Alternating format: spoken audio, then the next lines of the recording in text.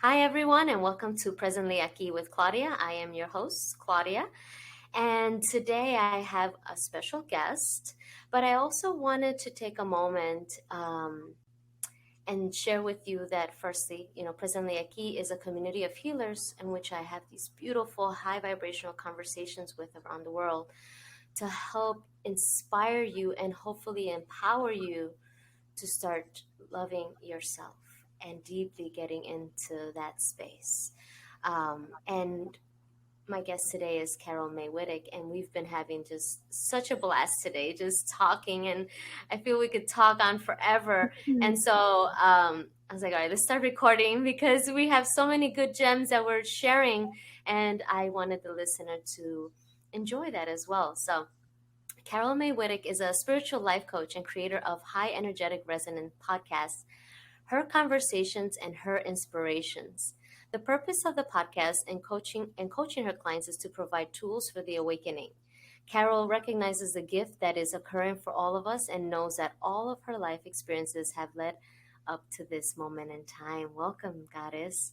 Thank you. Thank you for inviting me on. It's going to be so much fun. It's nice to be on the other side and just being able to have a conversation. So thank you so much. Yes, I definitely understand. Carol had me on her podcast just before this, and it is so nice, right, to shift that and just be the guest and not have all the mechanics that you have to do in preparation.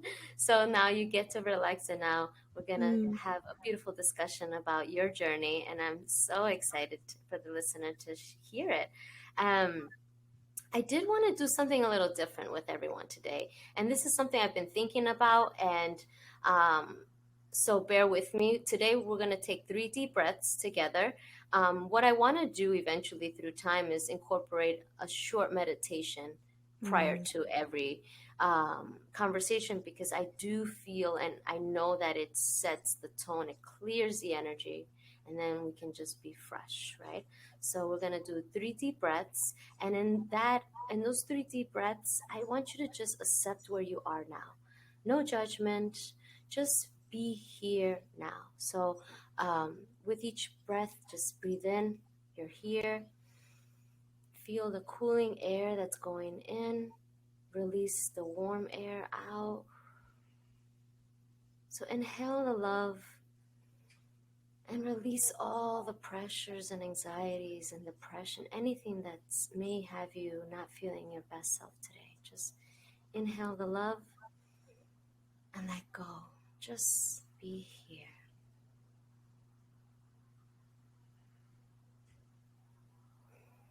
And I always like to open our eyes with gratitude. Thank you for another day. We're here, we're alive, we get to experience and decide what we want to do, right? So today, Carol and I were like, we're recording and having conversations and getting to know each other all day today. Yeah. It's been perfect. It's been fun. A really good end to my day and beginning to yours, huh? Yes, absolutely. Yes, because you're in London and Yeah. I'm over here in Los Angeles. So it is a beautiful contrast. I love it. Um, and thank you again for coming on. And, these conversations are so meaningful. And I hope that the listener does in, gravitate and understand why these conversations need to be had because not only is my guest's journey important but so is your journey. It's just as important, and for you to reflect and look at and appreciate what has happened, what is happening, and what's going to come that is greater because you're creating that awareness within yourself, right? Mm.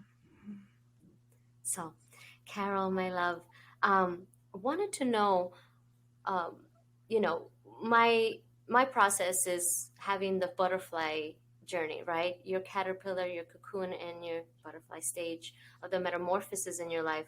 What are some difficult challenges that you faced in your early stages of self-discovery and Mm. really coming back home to yourself?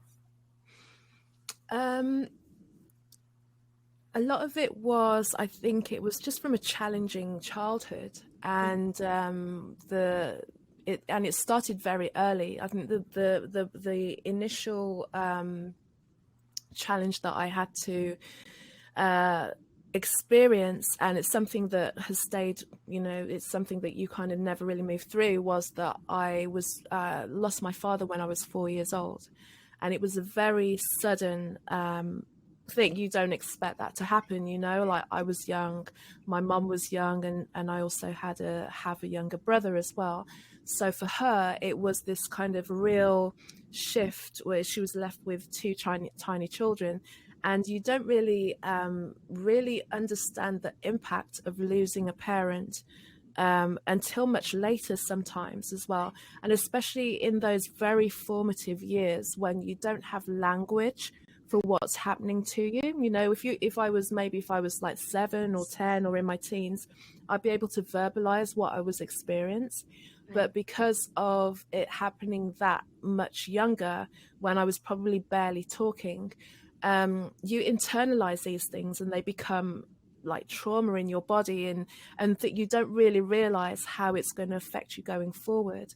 And now, being a grown woman looking back on that and just kind of like looking at it from a woman's eyes and just seeing how did that affect me.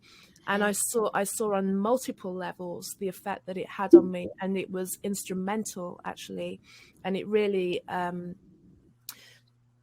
cast a shadow, if you want to say, on the way that I lived my life and what I experienced through life, because there was always, now I can kind of put words to it, that there was this sense of loss. Yeah. That at the time I didn't know what it was. There was always this kind of like awareness of something. What is it? And you go through life and you make the best of it. But that was something that I could never really work out. And of course, when you lose the pivotal male figure in your life as a girl, then that also alters the experience that you have with males going forward. So you can see how that, Yes. we could laugh about that because we're laughing about our experiences with, boyfriends earlier as well. But and also that had an effect on my mother, because then she lived with grief for the remainder of her life, and it really shifted her and really impacted her health on a mental level as well.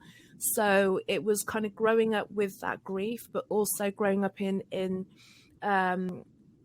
so it was living with the grief of losing a father, but also witnessing my mom's grief and the effect that it had on her and her mental health. So that was to navigate as well as two young children going through the world with a parent who was in a space not always to be able to give to you, not because they didn't want to, but just because they, that's the space that they were in, and all the things that brought with it. So it meant that our childhood was very disjointed. We moved around a lot. We were in different spaces when my mom was unwell. So it kind of brought up a kind of survival, a level of survival that maybe I was overly living in survival mode, really, because things were always shifting, things were always moving. And I recognize now that same pattern stayed with me for a long time, is that I just had that, I didn't want to stay in anywhere at one space too long. Some people live in the same house for 50 years, right? I'm always like, okay, I'm getting bored now. I need to move. There's always that shifting energy around me.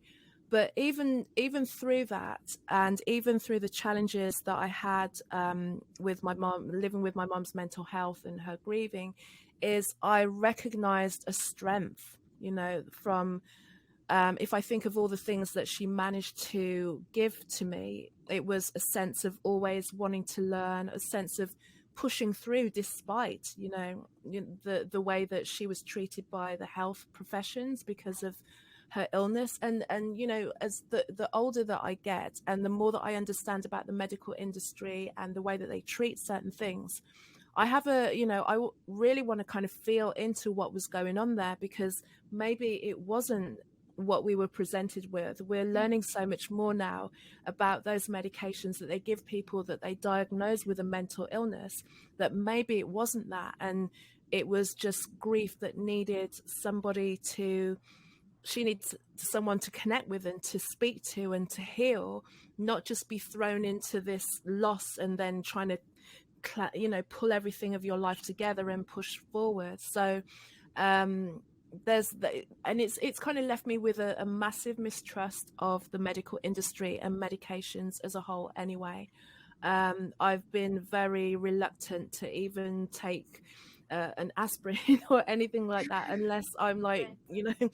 completely to the way where I have to take something. But I'm just, I don't want to do that, because also I see how it creates a dependency. And towards the end of her life, she became dependent on those drugs, because she felt that they were helping her, and they were responsible for her being her demise, really, the way that it kind of played on her body and everything like that. But like I said, throughout that, even with all of that going on, there was still this strength of wanting to learn. There was still this wanting to do right by her children. How she found the money to buy pianos and send us to music lessons. It was like, but I learned creativity from her. I learned how to make clothes and sew and cook, and despite all of these things. So it was kind of, it's a bittersweet learning, in that there were a lot of challenges and I saw a lot of suffering and pain. But also I recognized the resilience of like, bring it, and even though it might kind of pull you down, like you always kind of clamber back up. So I've always, like, that's one of the lessons that I've really learned from her, is despite anything, you might be down for a little bit, but you come up. And that's one thing that has really taught me out of that, is a resilience. You don't give up. You don't give up. It's truly Mm. important, and that's why these this question, and having the guests kind of bring up these hardships, these things that we've gone through, the traumatic experiences, the suffering, right? It really, it molds you, right? Mm. I know, in Carol's podcast, we were talking about, the fact that I teach children mindfulness, and how she would have liked to have this as a child. But, at the same token, would you be who you are today, right? Mm. No, of course not. But my curiosity for, like, my father was a pastor, so I came from the church. So there was always this sense of belief in something, in God. Even though I didn't stay in the church, that has stayed with me. Um, but also then I went on my own journey of exploration of all different modalities and spirituality and esoteric things. So who knows? Like, I often wonder, like, if my father was still alive, because he was such a prominent figure in the community, would it be okay for, like, his daughter to go off to India and do like yoga courses? You know what I mean? So Right. who knows? Who Right. knows? Who knows? And that's why I love hearing the journey, because Hmm. it I don't know, for me it brings out a different, so for the caterpillar stage, for all of us, right? The struggles, all of this. Now that we're in the space, now we're the butterfly, right? Yeah. By bringing up that aspect, for me, what I feel is that we're putting light into something that needed it at the time, right? We're kind of time traveling by having these conversations, in a Hmm. sense. Hmm. And then giving you, even though everyone who's come on has done a lot of healing work and shadow work, I think that, when we're having these conversations on on a platform like this, right? I think there's an aspect of light that you're shining on to that part of your life that perhaps we weren't aware of, or that it needed it, right? That Hmm. it just needed to be seen, now that it happened so long ago, right? It just needs to be shared, um, because it is like the lotus, right? We were stuck in the mud, and like, you don't know, as you're growing, how deep the mud is, and then when you come out of the mud, you're in the water, so you're still not out, right? And then you finally rise above, and then you're the lotus flower, right? So it's just so powerful, these aspects of our lives, and I really enjoy hearing them, because I only know you now, right? I don't know Hmm. you then. And Right. so what it does, it's kind of like a math problem, and it becomes like, oh, I see how we got the equation today, right? How she was able to be this for me, the experience with Carol so far has been just this exuberant, vibrant, um, self-loving being. And I always like, how did you get here, right? How did you do this? So thank you for sharing that, those parts that are sometimes can be difficult to share, or just also to illuminate right within us.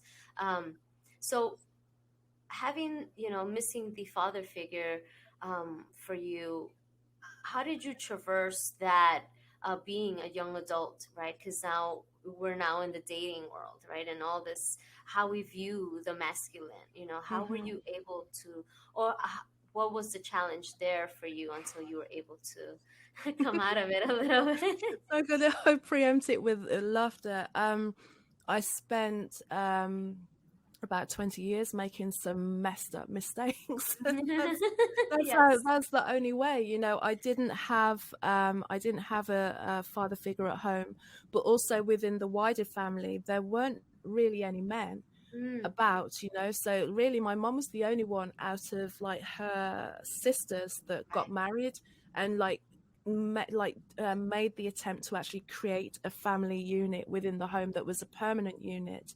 um Whether it's cultural or whether it's, you can look at it in different ways, but my aunts had children but never really had partners.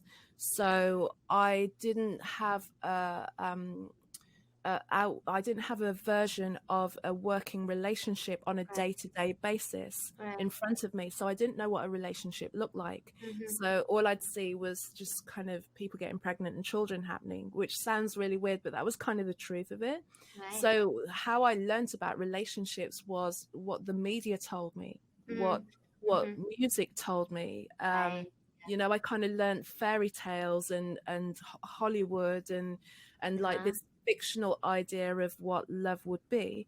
Right. And then moving into dating, it was, if someone liked me and they told me some nice stuff, then We've all been there. Yes. the bar was like pretty low in terms of Right. like, who I just wanted attention. I needed male attention. And Yeah. because what I see about that is if you have a strong father figure in terms of a positive father figure, then your bar is set really high. Yes. Like, Yes. like your level is, if you don't hit 10 and above, you are Right. not coming into my space. Yeah. When there's no figure there, like the bar is pretty much on the ground. Uh-huh. Unfortunately, it means that any slime ball can climb in under. And Yes. I met them all, like we've all got the stories, and like I'm glad I can laugh about it now. But the last like and I kind of made a decision when I had my last relationship. I say that in quotation marks. There were two instances, but one particular, there were two that happened kind of back to back, like not kind of back to back, but like in succession of each other. And there was someone who I got really friendly with, and we were friends beforehand.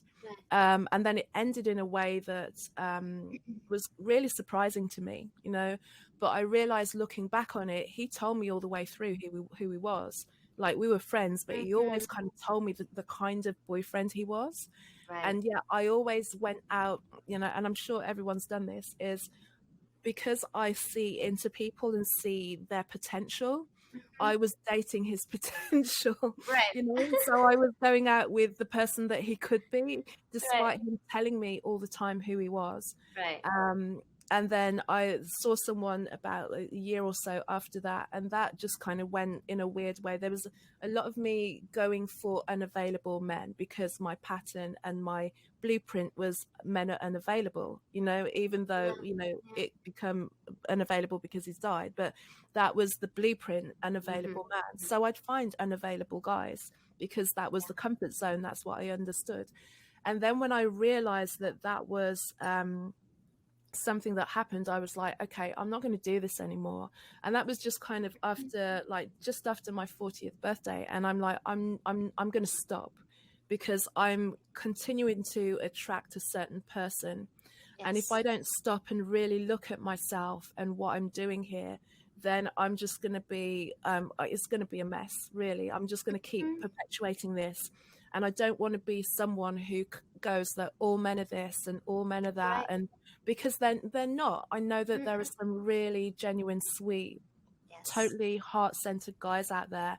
Right. But for some reason, I don't recognize that, or I don't resonate with that. And maybe if somebody came to me with that kind of open heart, it would be too overwhelming for my nervous system. I'm not Right. used to that. My nervous Right. system, my blueprint is unavailable. And if you're coming to me with like love, I'll be like, no, like, I'd run for the hills, you know? Uh-huh. So I cut it off. I deliberately cut it off and said, okay, I'm not going to do this. And I'm going to work out what the hell's going on with me. And that was just after I turned 40. And I didn't plan for it, but it turned out to be 10 years. Just Nice. because, and looking back on it now, I'm like, okay, it means, so there's a lot of like introspection, a lot of work. During that time, my mum passed as well. So, I had to Mm, kind of work through that. And yeah. then I went traveling, and then I came back to the UK. Then we had a pandemic. So, it's, Right. so, Right. who's going at, well, the thing is, I know some people who are still doing the Tinder swap Oh stuff all through goodness. that. And I'm just like, that's not my bag, because Yes. at that point, I'd spent so much time traveling around the world, meeting people, doing a lot of work, and really getting to know what I wanted, and Yeah. then realizing that this is what I want. So in Right. order, if I want that, then I need to kind of meet that, and also Yeah. open up my my nervous system, my energetic system, to Mhm. be able to hold this big love that I want to bring in.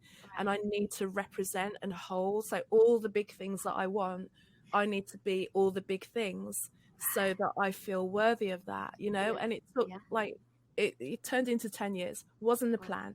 So now I'm just like, okay, we're done with that. It's like, like the celibacy and that game is over. We're stepping into who we want now. And Right. now Yeah. I want to kind of meet someone on that level and have that real relationship that I've, taken time out in order to cultivate. It's Mm-hmm. like I said, it wasn't the plan to be so Right. long, but this is the way that it is. So I feel more open and more ready for that, and more deserving of it as well, because when someone's giving you all of that love, if you don't feel deserving of it, then you're just going to sabotage, as with anything, that, As like they say, if someone who doesn't have the mindset for money wins the lottery, they'll mm-hmm. find a way of losing it. They'll sabotage Yes. it. They'll get rid of it. Right. And if I'm holding in my mind that I want to have this really deep, awakened, like everything, all the things that we dream of, relationship, then I need to make sure that I'm in a space that I feel that I deserve it, so I don't mess it up. Right. Definitely. That's powerful. That's really powerful. You hit on a lot of very important points. Mm, First, your nervous system, right? Having the awareness, right? That no matter what form of abundance may come through, you're still going to be sabotaging and resisting. Like, no, yeah, no, no, I want the lotto. No, I'm just going to use it all, and when a week it's gone, right? yeah, Oh, yeah. this amazing conscious man is coming to it. No, no, no, that's not, no. Right? So it's all these ways that we do, because I love that you connected it, right? I was brought up this way, this is all I knew. So if the opposite were to come, I wouldn't know what to do with that. What do I say to that? How do I act? Because my body's not prepared, right? My nervous system's not ready. My mental shifts, right? The perspective, the way I see life isn't changed. Energetically, I haven't released a lot of these traumas, and, Mm, and the way that the masculine energy in my life has affected me. And there's so many factors that mm, go on. And you say the 10 years, but I mean, it's a lot. It is a lot for you to transform in a space where you are worthy of not only all of these things, but worthy of yourself, right? Worthy mm. to see that you are worthy to give it all to yourself before you can ask the external to give it to you, to be the reflection, right? Can I add something to that as Oh, well? please. I've recently, the past couple of weeks, been doing this course where we're like working on our intuition and reading each other, and it's been fascinating for me. And and we've been just doing a lot of practice over the past few days. And this morning, I think it was, or one of the ladies, she was reading me. We were just in a breakout room on a Zoom call, and she was like just tapping in. It's fascinating because when you get out of your way, what comes out, Mm-hmm. you feel your psychic abilities. And what Yes. she was saying to me was like, you've really boxed away your masculine, and your feminine is really high, and you're not leaning into your masculine. And she it didn't really make sense to her, but Right. she didn't realize how spot on she was. Right. And the reason she was spot on is going back to the way that I grew up, because it was just mainly women in my family. They became more and more masculine as time went on, and they embodied this masculine Mm-hmm. energy more Mm-hmm. so, which is why their femininity dropped away from them, because Yeah. they just had to be in the world in Right. that way. And I saw the hardness that it brought to them. Yeah. And understanding, the research and the reading and the learning that I've done about conscious relationships and trying to get Mhm. that balance of male and female, Yeah. is the only way that I'm going to be able to invite a masculine into me is if I feel safe in my feminine and not think that Yes. feminine energy is weak. I Yes. need to work out how to cultivate strength in the feminine without Yes. it being like wishy-washy or weak, but and Mm-hmm. then also use aspects of masculinity. But and that was what she was seeing. And I was saying, yeah, I've made a decision. I made a conscious decision to not force things through in a masculine way, because I know I can do that. I can play Yeah. that game. We all can. But I'm going to lose the opportunity. And I could see how I played that in previous relationships as well. I was just doing the things and and kind of like Yes. erasing these guys' opportunity to step into masculine, because I was being all the energy. So Right. now it's like one of the things that I'm learning again, which is completely counter to where I've come from, Mm-hmm. is how to be feminine, how to be strong, Yeah. and make room for a masculine to come in and allow a masculine to be masculine. So I wanted to add that on as well. That's amazing. Yes, it's important to bring up that point, right? Because I also resonate. I my mother was predominantly masculine, and I have brothers, so I was definitely in that space for a long time, up until last person I dated brought it to my attention, saying like you're very masculine, and I didn't see it as a negative thing or that there was an energetic force in me that was um, kind of overpowering what my natural state was, which is the feminine, right? So Mm. for you to be conscientious and having this beautiful reflection, this mirror, right? Because she's becoming your mirror. This exercise that you're doing, where Mm. she can show you, right, and you're seeing where we're meeting. Where can I be more feminine, right? And it's again reconstructing and deprogramming all the ways that we've just got so used to in that survival, because the masculine energy is great for survival, right? It really helps traverse that water. And then when you start doing the work and you want to be more in your space, and what does that feel like, right? Because we both have, this conversation is or this topic is always, we know that we have both energies, right? And the point is to have a balance. But if and I'm speaking of heterosexual people, Mm. where your body is a female, you want to embody the feminine more, because that is the natural disposition of where you are. And same for the masculine, right? Because there are feminine masculines, right? And they're not embodying what their natural disposition is, and that can become an imbalance in a Mhm. relationship, right? So thank you for bringing that up, because and then you've had the experience of other people tell you like, oh, you're mostly here.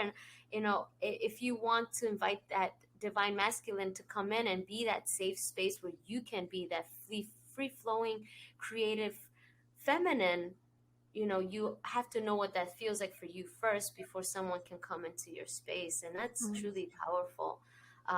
As you're exploring that, um, how are you feeling as you're going through that? Like what that feminine that's in slumber right now, that you have awakened her, Mhm. how is that feeling different for you?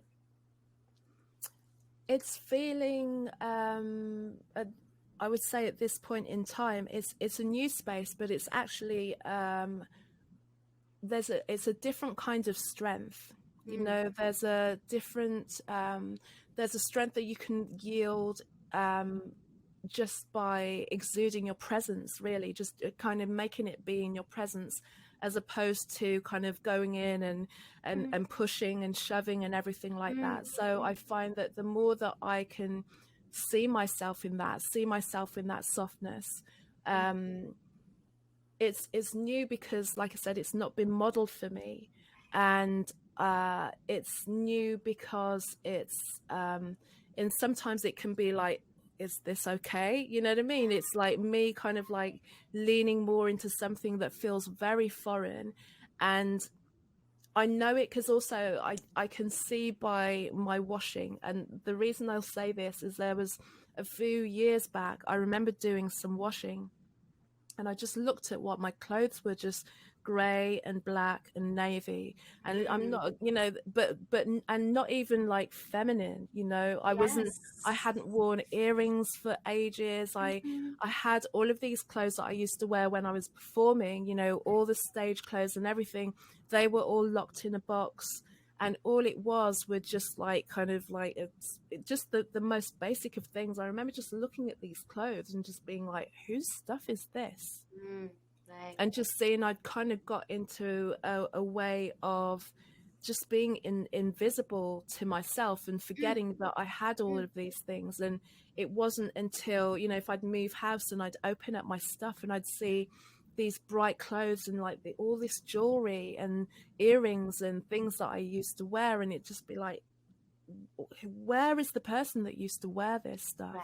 Right. And I'd kind of really pulled back, and it was just like, let me start to re-invite and re-emerge Mm. into those things. So it comes also in just the way that I kind of adorn myself every Mm. day, you know, even if I'm not going out. I try and Yes. like, you know, like we can kind of keep it like, you know, I'm in the house, it's like leggings and a Right. vest, but there's a way of making even the most basic Right. things feel beautiful. And then I make sure that around me I've got just pretty trinkets and things that Mm-hmm. I can look at that make me smile, because I find that, and this is a generalization, that guys, especially guys who are single, just tend to do with the basics. You know, you can tell Mm-hmm. that they're single. There's probably not even a Right. plant there. Right.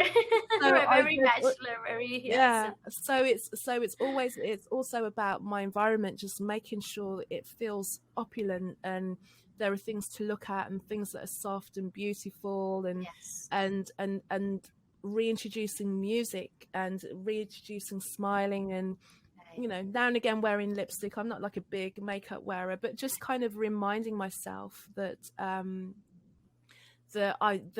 there's a lady that needs to express herself.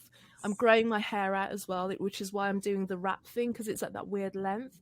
Because for years I shaved my head. Wow. And I kept it really low, and part of it was a fashion thing, but Right. also there was an element of it when I look back on it. I mean, this is probably an extreme way to describe it, but there was an element of almost like self mutilation, you know? Mm-hmm. Yes. And and the reason I say that is there'd be instances where I would be upset by a situation, Mm. and it wasn't always necessarily with a guy, but something would happen either in a workspace or anything like that, where because my hair was longer, people would approach me differently. And Yes. the way that I would deal with the hurt of that and that kind of pushback is I'd shave my hair again, Mm-hmm. because I'm tall as well. So people be like, "Oh my God, it's like this tall black woman with a bald head," you know, in order to kind of create this intimidation, you know, Mm-hmm. that, and Yes. that when I look back on it, I can see how I used that as a safety net. Basically, it's like to Yeah. keep myself safe, Yeah. but also to you build a wall to keep yourself safe. You're also keeping people away, you know. Right.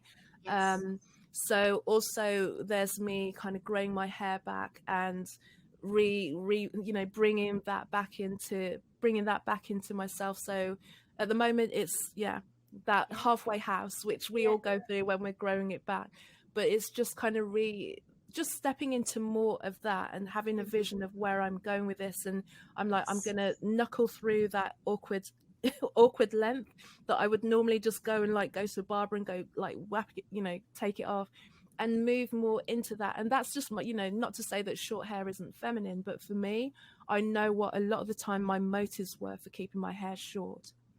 And Right. I want to move away from that now and kind of show myself and represent myself in the world in a different way and just cultivate a new image, which is Right. fun because I'm kind of Yes. finding old, Yeah. old clothes and like, remember this and remember that. And, bringing that aspect of myself back in. Beautiful. Because it's Mm. being honest with yourself. Right. It's very a radical way of being honest, seeing your clothes, seeing your why, right? Seeing the why you've been behaving, your behavior patterns. Mm. Why is my clothes all dark? Why do I shave my head? Why do I do this? And and having the correlation, right? The moment of like, oh, that is my masculine, not my feminine. And I definitely resonate with all of that because I had the same. My closet was black, gray, extra gray, light black, right? And then I also was not a makeup person. I also would dress a certain way just so I don't get attention. Keeping ourselves safe. It's so important you brought that up, right? The things that we do behavior wise because of our the upbringing, right, our traumas, our survivor aspect of ourselves that wants to always keeps us safe.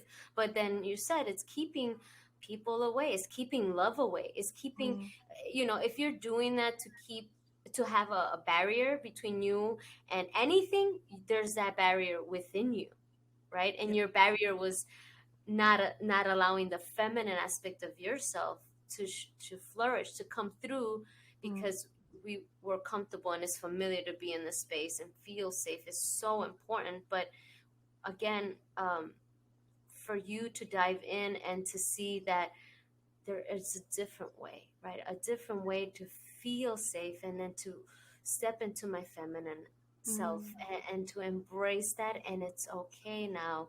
Like, thank you, that part of ourselves. Like, thank you so much. And I love you for everything you've done. But we're going to shift now and I'm going to show you a different way. And I think that's truly powerful to Mm. come into that space within yourself and, to be open, right? To embrace that. What I do that's silly, like if I know I'm gonna be home and I want to feel feminine, and I'll still be in like my sweats, I'll put on heels, right? Just simple things. Just so the female listener may be out there. I know there's going to be a lot of women that resonate with this because, the world is masculine energy Mhm, mostly. mhm, And mhm, so our survivor tactics are going to be predominantly in that space. And then we get shamed for it and we shame ourselves. And why are we not in that space? We also need masculine men to show us that we can feel safe in our feminine and not mm. want to come into that fight or flight masculine space that we're so accustomed to. And that's, I think, do you feel that now that you're coming into this new space for yourself, and now when you are ready, if you are ready to look for a new relationship, are you seeing now like what aspects of a man it is that you want to be, kind of, you brought it up a little bit where you want a man to be in his masculinity so that way you can be in your femininity. Like, what are some ways that you now can see, right? Because um, this is your perspective, right? As you were dating certain men and seeing why you're running this pattern, to now undo the pattern, right? And for Mhm. yourself personally, what are some aspects in a man and a masculine are you now wanting to accept and welcome in so that way your feminine is feeling safe? I feel safety around men, and I've been kind of working and collaborating with guys as well. Like, don't feel any kind of like relationship with them at all, but I feel kind of safe in terms of like work aspects with them. Is when there is consistency and when Mm, there is clarity, when they're sure of themselves. You don't want someone who's like yes. here today, gone tomorrow in their own mind. Someone who can stick to their word basically as well, that kind of Yes. personal integrity. um someone who is conscious of their patterns, someone who's taking ownership of their stuff to best they, as best they can. Um, and someone who's been on a similar journey. You don't have to have gone through the same things. I mean, someone who recognizes that life may have like thrown them around a little bit, Mm-hmm. and in order to be a functioning, high functioning adult, you Right. need to kind of own your crap, and do what you can to accept it.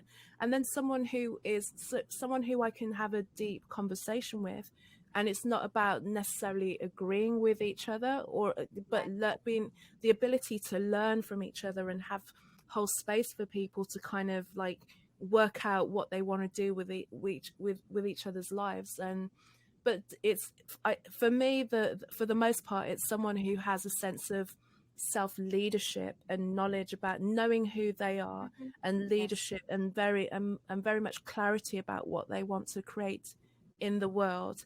I'm more drawn to guys who tend to be more entrepreneurial than Mm-hmm.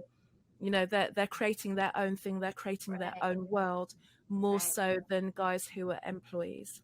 But Right. that's just because that's in the space that I'm in, and I tend to meet Right. people who are creating from the ground up.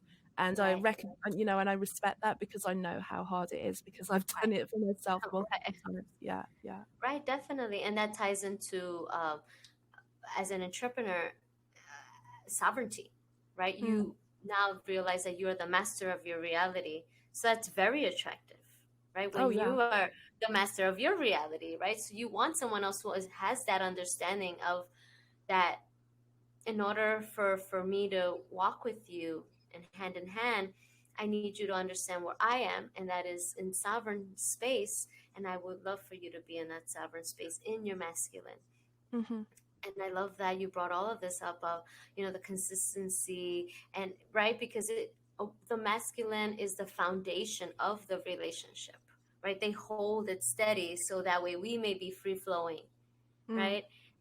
So that's beautiful. That, and the reason I asked, because um, we all know what we're looking for, but I wanted to hear your progress, right, from losing your father, and seeing your mother struggle, and all the maternals in your life, and then for you to start to having the awareness and heal that aspect, and then hearing you say, and it is a big deal. And this may be weird for the listener, but maybe not for you. But I'm really proud of you.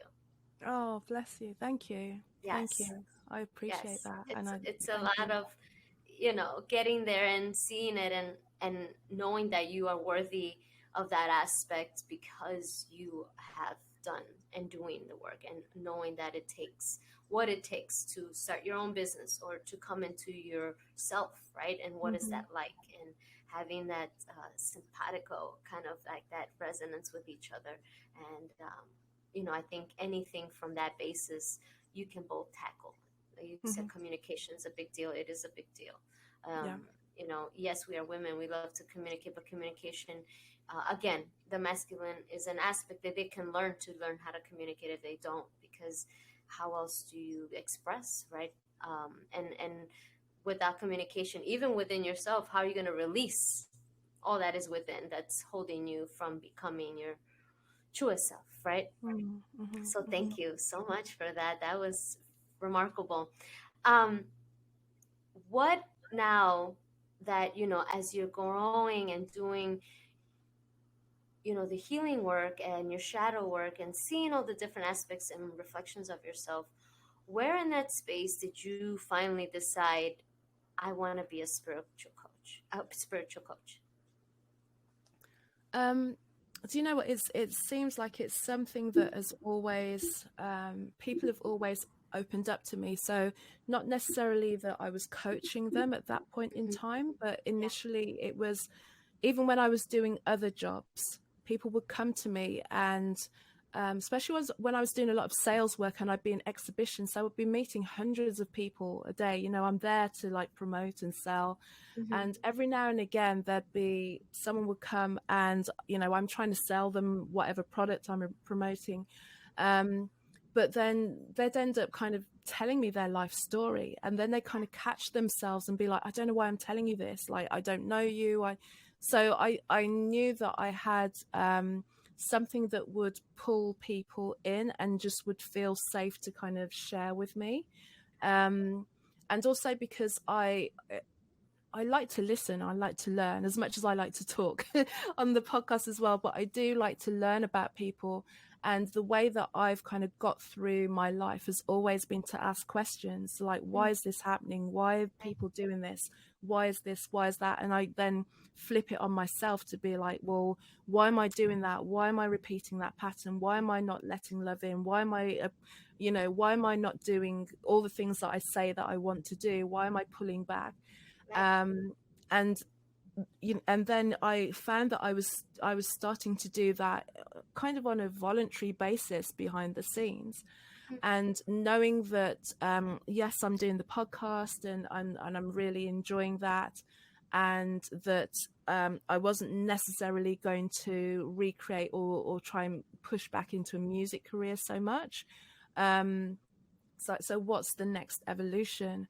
And it just, I knew that I wanted to help, and just seeing the way that the world is evolving right now and what it is that people who are thriving through this or really rising up through this are where they're at. It's like, maybe I can create something that can assist. And that's where that whole then it was like, okay, life coach. And someone said to me, life coach. I'm like, yeah, but that doesn't kind of do it, and I chewed over. I was like, when I was trying to like work out what do I call myself, and I'd seen so many different names, and it was, spiritual life coach, and it's not a new name, basically, like, there's many out there, but it was for me to go, does this feel like it describes what I'm doing? And it just kind of seemed to make sense. It's like, yeah, there's the element of getting people from A in their life to the B that they want to be. But with the spiritual aspect, is also going to infuse them with spiritual practices that they can use to kind of bring themselves up. So it's not just where a life coach will take you from A to B with kind of 3D level tools, which there's nothing wrong with that, but just allowing there to be an additional aspect to what we're doing. So some people will see the word spiritual and get flipped out about it, but if we see spirituality and the spiritual life as just another level of intelligence, because that's who we are at our fullest, right? So we come in and we're physical, and we learn how to maneuver our physical body, and then we go to school and we, rightly or wrongly, get fed our intelligence. So we learn how to kind of read the world we read and we write and we calculate and we form things, and we kind of build up that level of intelligence. Then we work on our emotional intelligence, and usually that's kind of where people stop. Some people will go to a high level of emotional intelligence. Some people will just stop at intellectual level and not really develop their emotional level. But once you've got past that, really working out your behaviors, the next level to push into is your spiritual. If we're spiritual beings, then that's part of our intelligences. Then we should incorporate all of our intelligences. So that's what the aspect of spiritual life coaching is that I'm offering, is to bring people from A to B by using all of your regular life tools, but all life coaching tools, but also incorporating like kind of encouraging clients to open up to their spiritual intelligences. Because once you kind of expand yourself out into the spiritual aspect of things, everything becomes super clear. It's like, it's way easier from that. The only, maybe the hurdle is that belief that you have an inner voice, that you have a higher self, that you can actually see and visualize and manifest your future. All of these things are true, but we do have to work on the bits that may be limiting us as well. It's all well and good being able to manifest money, but if you've still got that kind of like low level belief system around money, you'll manifest it and it will go out the door. You'll probably get a bill the next day that will take it away. So it's about working on your energies on all levels so that what you're able to bring into you, which is anything, as long as you master those intelligences about yourself, that you're able to function and keep it, and then just move in the world in a different way, because we need to be more of us and more of us functioning from that level now, out of the physical, and out of the IQ, and even out of the emotional, because if we stay in our emotions, we find a lot of the time we get triggered by our emotional wounds, you know, like especially when things get played out on the media, people are reacting from emotion. And while it helps to be open emotionally, if you have a spiritual perspective, then you can kind of, you're kind of looking at it from an even higher perspective. So when someone comes at you and tries to get to your emotions, your spiritual self is going, okay, I see what you're doing, the game that you're Right. playing, but I'm here and Right. I'm witnessing it lovingly, and Mm-hmm. it just kind of fortifies you in an extra level. And I just realized that that is what I had been doing for myself all along.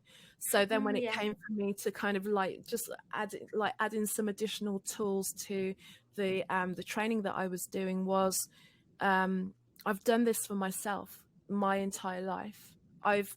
What I've created, this higher energetic resonance, this spiritual life coach, and this is, I've been my own life coach for 50 years.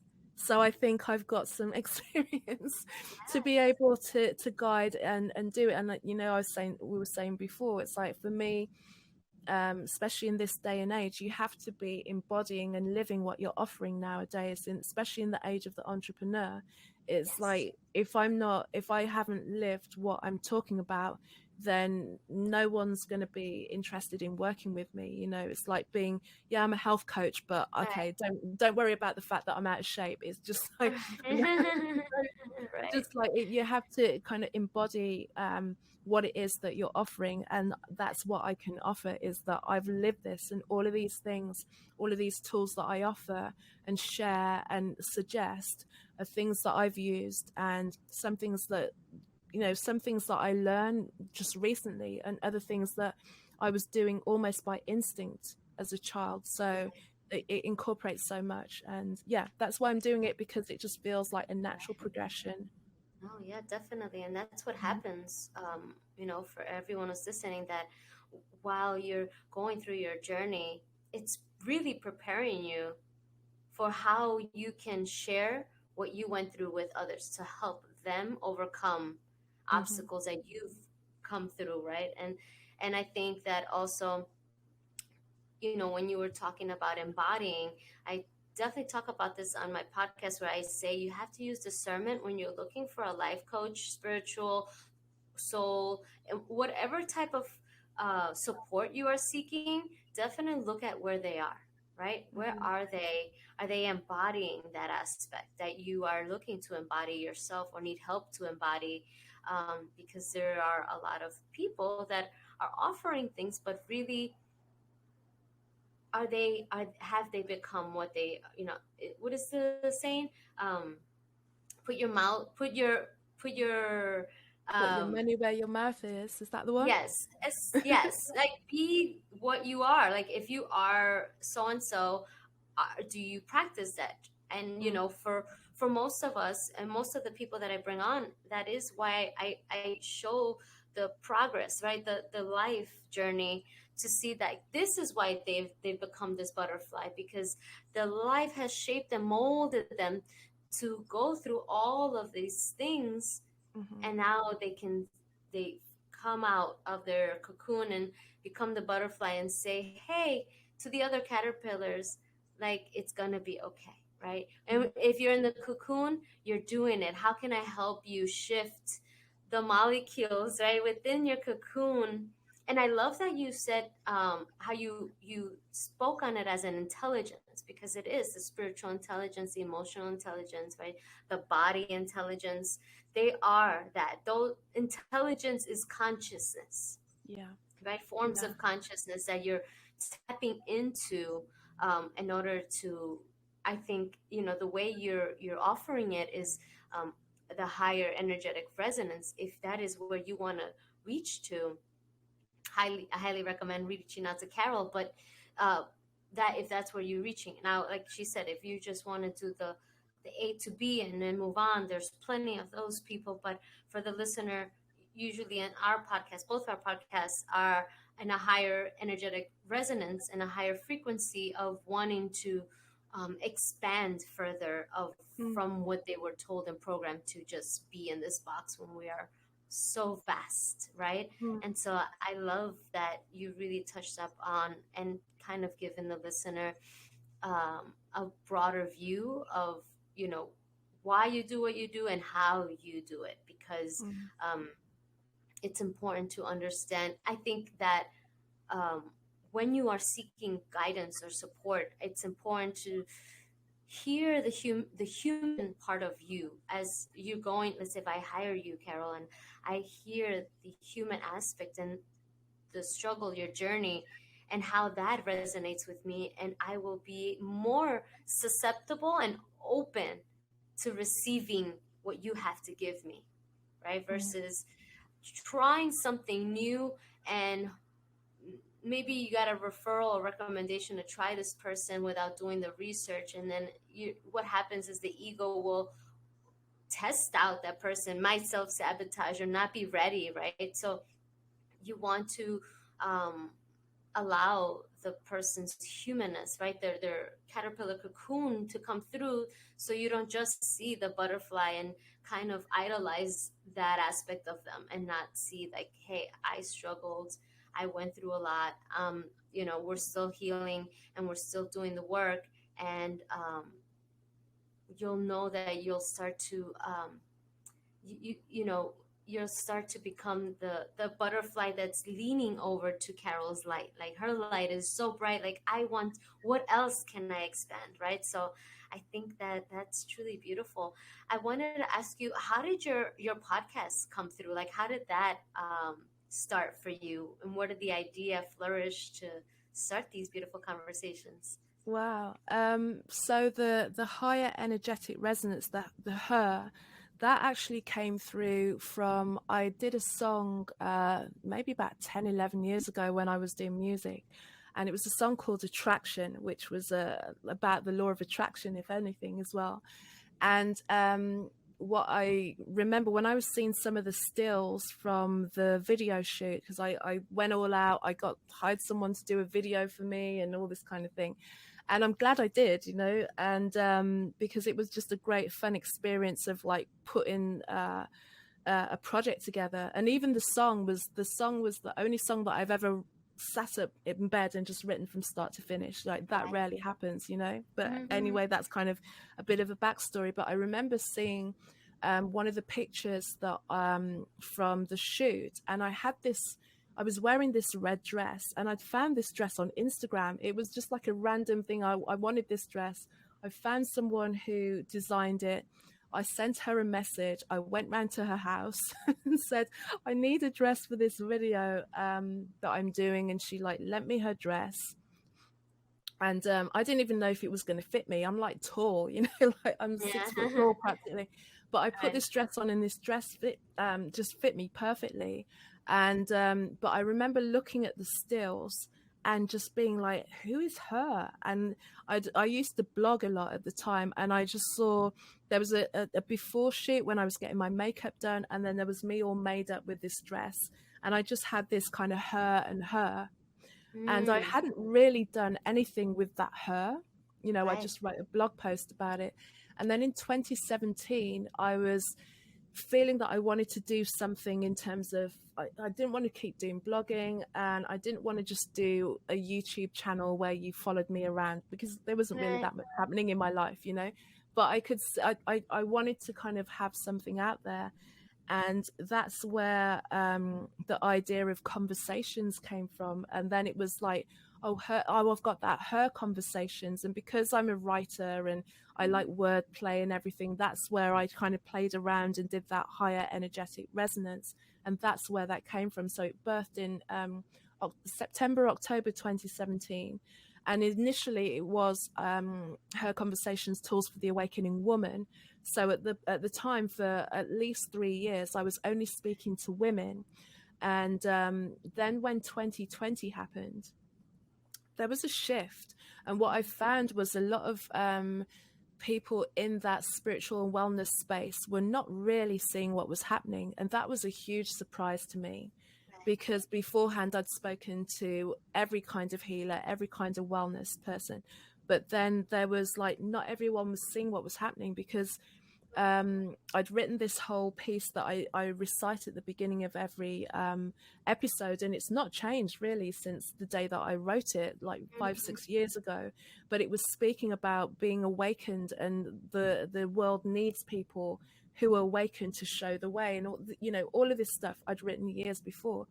And when the pandemic hit, I knew that this was the shift, Right. because I'd been in different, like, I'd come from religion, I knew different modalities or things like that, like, and different kind of spiritual practices, or even Dolores Cannon, and different belief systems always spoke about the shift in the ages. So Right. I knew that something was coming. And yet, but and it wasn't like the news came on, went this is the beginning of the awakening, though. There was, Right. that didn't happen. But for some reason, when I saw how it split humanity and people, I Yes. always felt on the outside anyway. But then when Right. I saw this real split of people kind of going into this kind of different tunnel of reality, I really saw the beginning of the separation, because there was a big separation that is not Yes. necessarily healed at the moment even. Correct. But there was this big kind of chasm set between two different groups of people who were seeing Yes. something and people who were not, people who were kind of thinking and not believing everything they were told, and people who were just not questioning. Right. And but I knew that there was more to it than that, that this was part of the beginning. And so I changed it that year so that it became Tools for the Awakening, because I wanted to speak to men also, Right. Right. churning them out like week after week after week, pretty much, because I wanted to really I really wanted to see who was noticing what was happening on this bigger level, because Yes. oh, I was like, this is it, this is the change, this is what's happening. And in between that, I then started to do solo episodes where I just kind of talk about what I was seeing. And over the course of the years, then it started to get simulcast on a radio station. And then I actually split off. So I've got two podcasts. So there's Her Conversations, where I continue to speak to people. And then there's also Her Inspirations, Higher Energetic Resonance Inspirations, where each week I'll take a different subject and I'll kind of delve into that subject a little bit deeper. And then I'll also, at the end of it, add a meditation or a breath work practice or a Mhm. visualization. So it pulls it all together. And so, yeah, this week just gone was vulnerability. So it's nice for Mhm. me because I get to kind of pick a subject and delve into it, not only from a spiritual level, but also from a psychological level, and kind of just kind of present what I learn, and just kind of talk about that for about Yeah. 15-20 minutes, just present my Right. research and what I'm finding, and then how we can incorporate that into just growing and the inspirations. And then at the end of it, there's a practice. So it kind of birthed into two. But then I kept the higher energetic resonance, because then it's like, well, this Mhm. is kind of part of my world of creation, is that Yeah. that is another part of it. So that's how the podcast started, and then Wow. kind of branched off and became two. Amazing. Amazing. It's beautiful.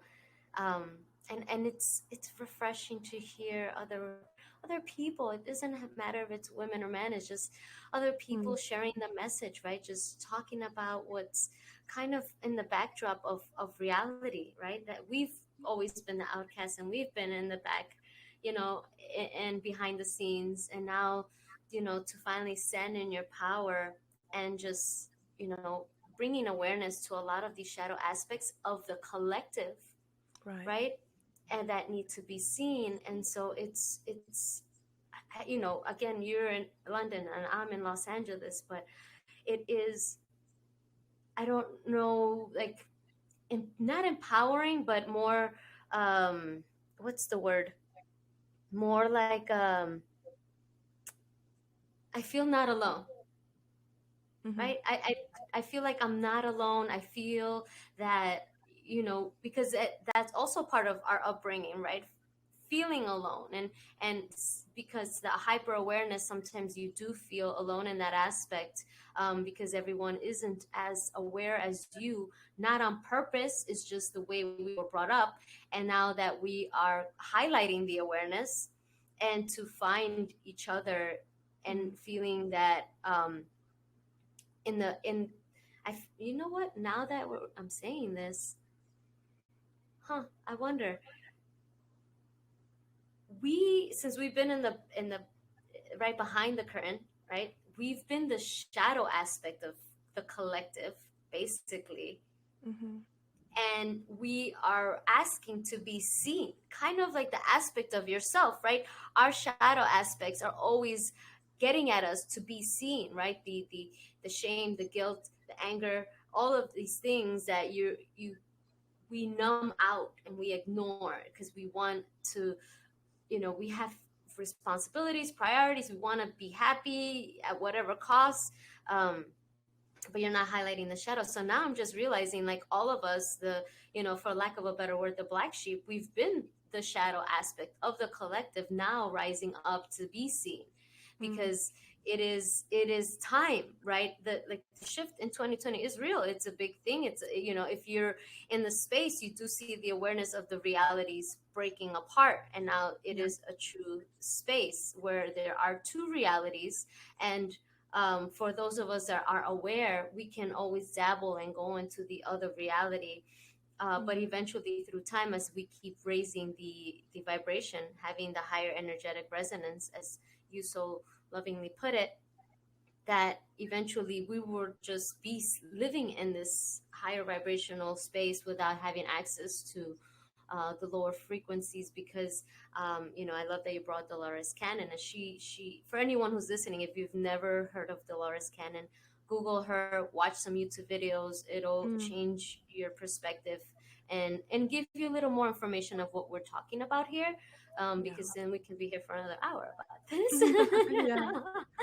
And so, just kind of like what you're saying about that, and being the way shower and stepping up and seeing what needs to be said or brought into light Mm-hmm. in the way that you're able to, right? The way that your expression as Carol in this life can show up for others, right? And you showed up, you answered the call, and now you're here doing this beautiful work.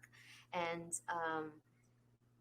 again, it builds, for me, right? This is personal, just feeling like, oh, there's not a lot of people out there that but there is, because this is the reason I created my podcast, to show that there are other people out there highlighting the shadow of the collective, which no one Yeah. wants to right? Because we're still kind of outcasted, because we get ostracized in many forms and many ways of what we're sharing, because um, it isn't the main media, the mainstream of Mm.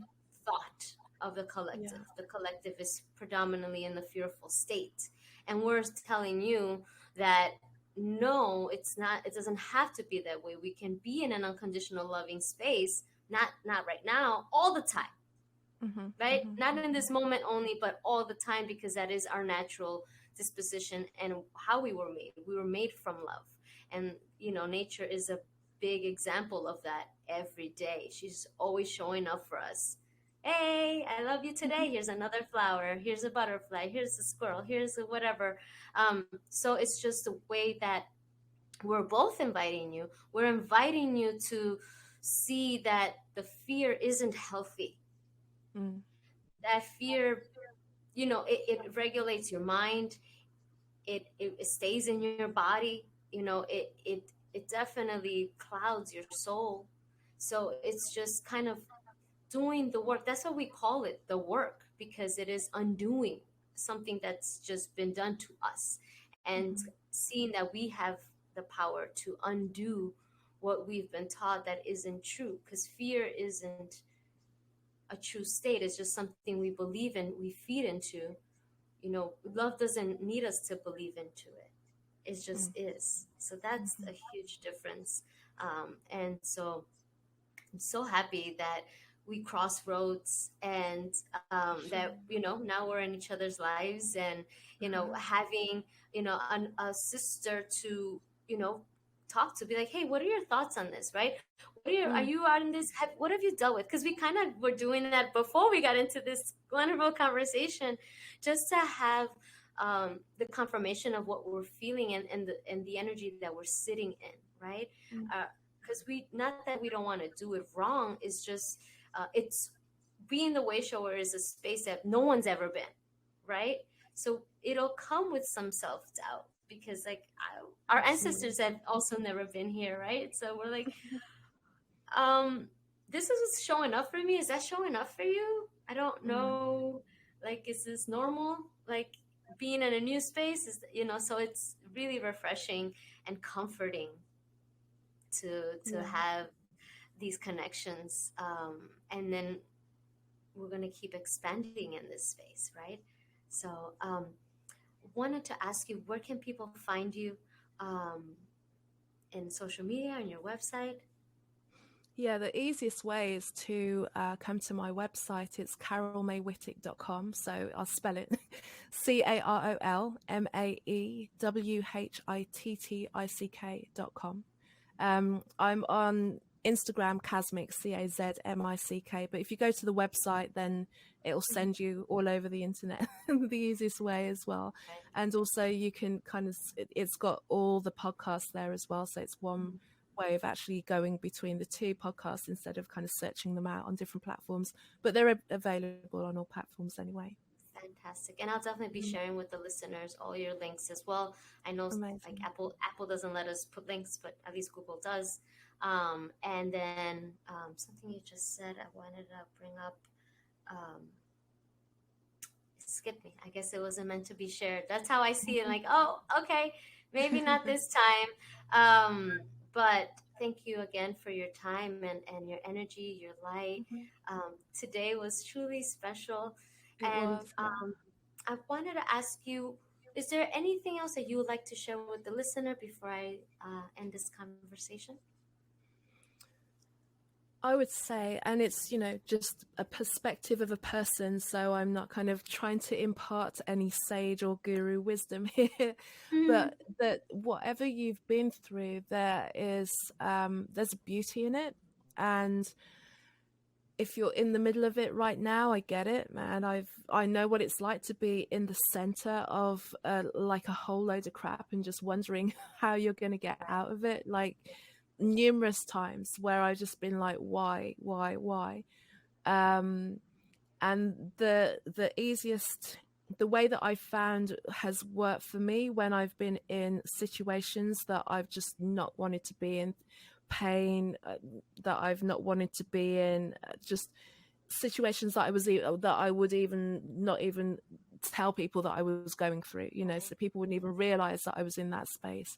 But the way that I've always found to start to move through any situation is to surrender into it.